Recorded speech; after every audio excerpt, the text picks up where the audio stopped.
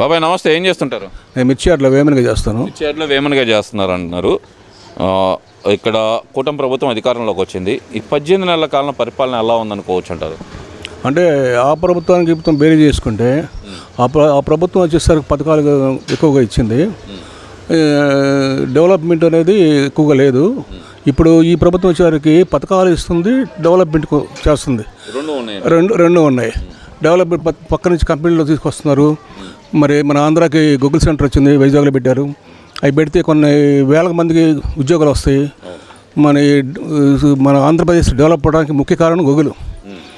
అది తీసుకొచ్చి చేశారు కాబట్టి అది ఒక మన ఆంధ్రప్రదేశ్కి గర్వకారణం అయింది. అది మరి పక్క రాష్ట్రాల్లో కూడా మరి మాకు రాలేదు అని చెప్పి వాళ్ళు పోటీ పడుతున్నారు. కర్ణాటక కానీ తమిళనాడు కానీ. ఇప్పుడు కర్ణాటక సిద్ధారామయ్య ఉన్నాడు, ఆయన క్వశ్చన్ చేస్తున్నారు కొంతమంది. మనం ఎందుకు తీసుకురావాలంటే చంద్రబాబు నాయుడు సబ్సిడీ ఇచ్చాడు 22,000 కోట్లు, మీరు ఎందుకు ఇలేపారని చెప్పి వాళ్ళని క్వశ్చన్ చేశాడు. అప్పుడు ముందుగానే చంద్రబాబు నాయుడు వాళ్ళతో మీరు సంప్రదించి మీటింగ్లు పెట్టి మేము సబ్సిడీ ఇస్తాం, మీకు వస్తువులన్నీ చూపిస్తాము, మా ఆంధ్రాకి రండి, మేము డెవలప్ చేపిస్తాము మీకు అని వాళ్ళని తీసుకొచ్చాడు. ఇప్పుడు మీరు మాట అన్నారు కాబట్టి దాంట్లో ఒక కంపెనీ కోసం అంత సబ్సిడీలు ఇవ్వటం అవసరమా? రాష్ట్రం ఉన్న ఆర్థిక పరిస్థితుల్లో అంత సబ్సిడీలు అవసరమా అని చెప్పి మరి వైసీపీ నాయకులు అడుగుతున్నారు కదా, మరి దానికి ఏం చెప్తారు? ఇప్పుడు డెవలప్ అయిన తర్వాత కొన్ని వేల మందికి ఉద్యోగాలు వస్తే మన స్టేట్ డెవలప్ అయితే ఇన్కమ్ బాగా పెరిగిద్ది. ఇప్పుడు 22,000 కోట్లు ఇచ్చారు, రేపు 50,000 కోట్లు మనకు ఇన్కమ్ వచ్చింది. ఇప్పుడు 22,000 కోట్లు ఇస్తేనే వాళ్ళు పెట్టింది 1,00,000 పైన కోట్లు అవుతుందంటది. అందుకని 1/6 ఇచ్చారు. 1/6 ఇచ్చారు. ఆ మాత్రం కూడా తెలియకుండా ఉన్న పరిస్థితిలో ఉన్నారంటారు మరి వైసీపీ నాయకులు. అట్లా మనం అనకూడదు, వాళ్ళకే తెలుసు. కాకపోతే ఏంటంటే ప్రతిపక్షం కాబట్టి ప్రభుత్వాన్ని విమర్శిస్తూ ఉంటుంది. ఇప్పుడు అవన్నీ టేకప్ చేయడం లేదు. ఎందుకంటే వీళ్ళుండా 10 సంవత్సరాలు వాళ్ళని విమర్శిస్తారు, వీళ్ళని విమర్శిస్తారు. దానికి తప్పడటానికి లేదు. ఇప్పుడు ప్రతిపక్షం అన్నది తప్పడటానికి లేదు. ఇప్పుడు 18 నెలల కాలానికి గడిచిన 5 సంవత్సరాల ప్రభుత్వానికి మీరు గమనించిన తేడాలు ఏమున్నాయి అంటారు ప్రధానంగా? ఇప్పుడు వచ్చేసరికి ప్రతి సిటీ డెవలప్ చేస్తున్నారు. మన స్టేట్ మొత్తం, అటు రాయలసీమ కానీ, ఇటు కోనసీమ కానీ, అటు వైజాగ్, విజయనగరం, శ్రీకాకుళం, అవన్నీ శ్రీకాకుళం వెనకబడే ప్రాంతం బాగా, దాన్ని కూడా డెవలప్ చేస్తున్నారు. ఇటు 3 ప్రాంతాలు డెవలప్ చేస్తున్నారు. డెవలప్లో ముందుకు తీసుకొస్తున్నారు. రాజధాని పూర్తిగా డెవలప్మెంట్ చేస్తున్నారు. పోలవరము కూడా ఫోకస్ చేసి పోలవరం కూడా నిధులు కేటాయించి పోలవరం చేస్తున్నారు. ఈ పంచాయతీరాజ్ నిధులు తీసుకొచ్చి ఈ పవన్ కళ్యాణ్ పంచాయతీరాజ్ నిధులు తీసుకొచ్చి పంచాయతీలు కూడా డెవలప్ చేస్తున్నాడు. అంతకుముందు ఆ డెవలప్ అనేది లేదు. ఇప్పుడు రోడ్లు కానీ పంచాయతీలు కానీ వాళ్ళకి ఏమీ డెవలప్ లేదు. అవన్నీ ఫోకస్ చేస్తున్నారు. రైతుకు కూడా ఈ సబ్సిడీలు ఇచ్చి దాని మీద కొంత ఆదుకుంటున్నారు. బాగానే ఉంది. అన్నిటి మీద ఫోకస్ పెట్టి బాగానే చేస్తున్నారు. సార్, ఇప్పుడు మిర్చి యార్డ్లో మీరు వేమెన్గా చేస్తున్నారు అన్నారు. ఇప్పుడు రైతుల దగ్గరకు వచ్చారు కాబట్టి దాని గురించి మాట్లాడదాం మనం. మేమున్న 5 ఏళ్ల కాలంలో రైతులందరూ సంతోషంగా ఉన్నారు. మిర్చి ధర ప్రతి సంవత్సరం 20,000కు తగ్గలేదు. కూటమి ప్రభుత్వం వచ్చిన తర్వాత 7,000 నుంచి 10,000 మధ్యకు పడిపోయింది. ఇది రైతులను ఆదుకోవటమా, రైతులను ముంచుతుంది ఈ కూటమి ప్రభుత్వం అంటున్నారు కదా, మరి దానికి ఏం చెప్తారు? మరి దానికి వచ్చేసరికి అది మిర్చి పంట పండే దాన్ని బట్టి ఎక్స్పోర్ట్ మీద ఉంటుంది రేటు. వాళ్ళు పెంచింది కాదు, వీళ్ళు పెంచింది కాదు, కేంద్రం పెంచింది కాదు, స్టేట్ పెంచింది కాదు. దిగుబడి తక్కువ ఉంటే ఆటోమేటిక్గా ఈ మార్కెట్ పెరిగిద్ది. సరుకు తక్కువ ఉన్నప్పుడు కొనేవాళ్ళు ఎక్కువ ఉంటారు కాబట్టి కాంపిటీషన్ వచ్చింది. ఎక్స్పోర్ట్లో చైనా ఆర్డర్ కానీ, బంగ్లాదేశ్ కానీ, శ్రీకాకుళం కానీ ఆర్డర్లు వచ్చినప్పుడు ఆటోమేటిక్గా పెరిగిద్ది. ఇప్పుడు చంద్రబాబు నుండి కూడా అప్పుడు కూడా 5,000 నుంచి 15,000, 16,000 పెరిగింది. ఇప్పుడు ఈయన ఉన్నప్పుడు కూడా 15,000, 20,000 అయ్యింది. జగన్ ఉన్నప్పుడు 20,000 అయ్యింది. అది మార్కెట్ని బట్టి ఉంటుంది. కానీ ఇప్పుడు సరుకు ఎక్కువ వచ్చింది అనుకో ఆటోమేటిక్గా మార్కెట్ తగ్గిపోయింది. సరుకు ఎక్కువ ఉన్నప్పుడు సరుకు తక్కువ పెరిగిద్ది. అది అప్ అండ్ డౌన్ విదేశాల మార్కెట్ని బట్టి ఏడుంటుంది. కానీ ఈ ప్రభుత్వం వస్తే తగ్గింది, ఆ ప్రభుత్వంతో పెరిగింది 80% ఉండదు అసలు. మిర్చి పంటకి అసలు మిర్చి ధరకి ప్రభుత్వానికి సంబంధం లేదు. ఇప్పుడు మిర్చి తగ్గినప్పుడు మార్క్ఫెడ్, నాఫెడ్ ఎంటర్ అయ్యి కేంద్రం పంపించి రైతుకి మద్దతు ధర ఇచ్చి కొనుగోలు చేపిస్తుంది. ఇప్పుడు ఆ పరిస్థితి ఉందంటారా? ఎందుకంటే కూటమి ప్రభుత్వం 12,000 మిర్చి మద్దతు ధర ప్రకటించినట్టుంది రాష్ట్ర ప్రభుత్వం. అది జరుగుతుందా ఇప్పుడు, లేదా అంతకు మించి జరుగుతుందంటారా? 12,000 కాదండి, 11,600 ప్రకటించింది.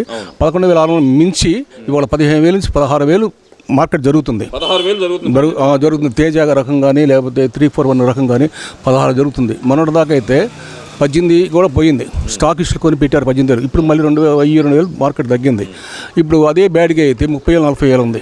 అదే డబ్బీ బ్యాడ్గా వచ్చేసరికి 60,000, 70,000 కూడా ఉంది. ఇప్పుడు కూడా ధర అది ఇప్పుడు కూడా ఉంది.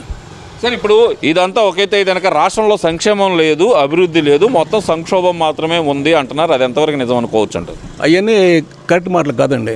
సంక్షేమం జరుగుతుంది, డెవలప్మెంట్ జరుగుతుంది, అన్నీ ఉన్నాయి. అందరికీ ఇప్పుడు 3,000 రూపాయలది 1,000 రూపాయలు పెంచి 4,000 ఇస్తున్నారు పెన్షన్లు.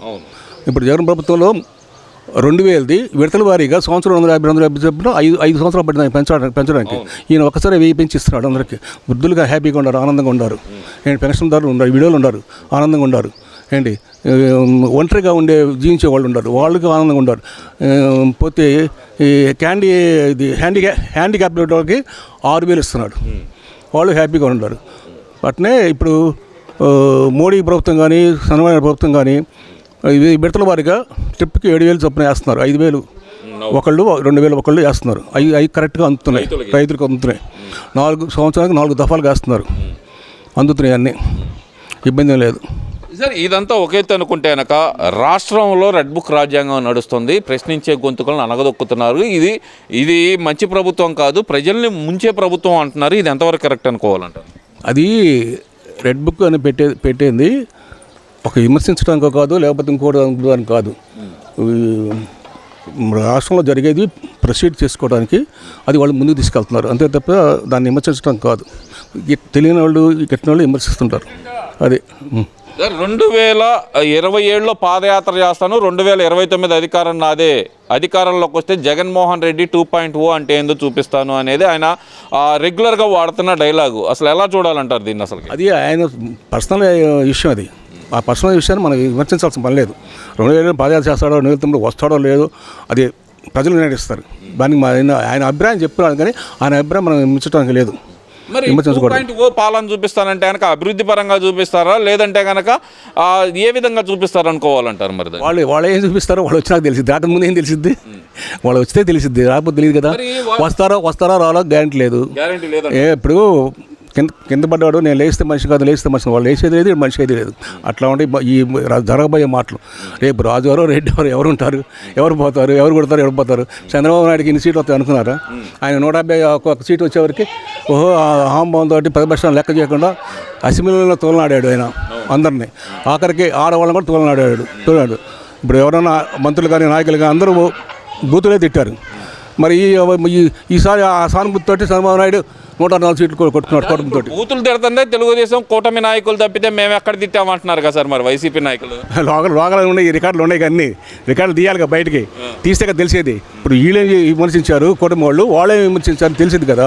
వీళ్ళందరూ అమాయకులు అంట కదా సార్. జోగి రమేష్ కానీ, వల్లభనేని వంశీ కానీ, చెవిరెడ్డి భాస్కర్ రెడ్డి కానీ, పేర్ని నాని కానీ, కొడాలి నాని కానీ, వీళ్ళందరూ అమాయకులు అంట. అమాయకుల మీద కూటమి ప్రభుత్వం కక్ష సాధింపు చేస్తుందంట.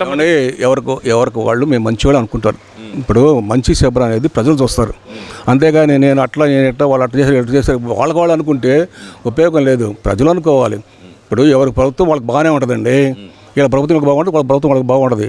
ఇప్పుడు వాళ్ళని అంటానికి లేదు, వీళ్ళని అంటానికి లేదు. అది ప్రజలు నిర్ణయిస్తారు. ప్రజలు నిర్ణయిస్తారు. అంతేకాని ప్రజలే.